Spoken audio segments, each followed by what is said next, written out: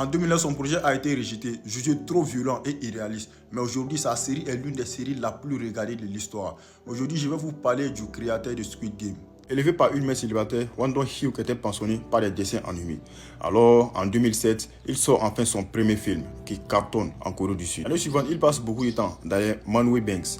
Alors, il se pose la question, pourquoi ne pas fusionner les deux, le cinéma et les dessins animés? C'est à ce moment-là que tout commence. Il va commencer à écrire le Squid Game, le script qui va changer sa vie. Une fois terminé, il décide de faire le tour des productions pour vendre son script, qui devait être un film. Malheureusement pour lui, la réponse est la même. Il va se prendre des dizaines de refus. Les boîtes de production trouvent son script trop violent et peu réaliste. Malgré sa détermination, il va tomber plus bas, comme il ne l'est. En plus des refus, il va connaître le cauchemar de tous les acteurs et réalisateurs. Alors il était fouché et vivait avec sa mère et sa grand-mère. Il était obligé de vendre son ordinateur à 675$ pour pouvoir manger. Alors qu'il avait déjà écrit le script de Squid Game depuis 2008. C'est ainsi qu'il décida de tout arrêter d'écrire l'histoire. Mais il n'a pas perdu l'espoir et pensait que son script allait plaire un jour. Après cette période difficile, Wang réussit à se faire un peu d'argent, notamment grâce au succès de son film Silence en 2011. Mais durant tout ce temps, il n'a pas lâché son premier bébé. Au contraire, il a observé autour de lui son quartier, les inégalités, les amis noyés sous des dettes et il a sauté en Corée. Tout ça lui permet d'acheter une nouvelle ordinateur et il reprend l'écriture de ce qui deviendra Squid Game.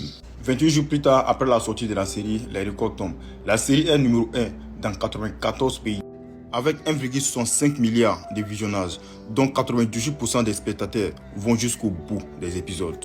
Le Squid Game devient la série la plus regardée sur Netflix et la saison 1 finit par rapporter près de 900 millions de dollars. Il faut savoir que Wang avait signé un contrat fixe avec Netflix bien avant la sortie de la série. Un contrat classique, sans bonus, sans pourcentage sur les recettes. Il a été donc payé comme prévu, sans aucune prime, même après des milliards de vues. Il a même dit, Netflix m'a payé ce qui était convenu dans le contrat d'origine. Ce n'est pas comme s'il m'avait offert une prime. Ce qui paraît normal quand on sait qu'il a galéré pendant toutes ces années pour faire accepter son script.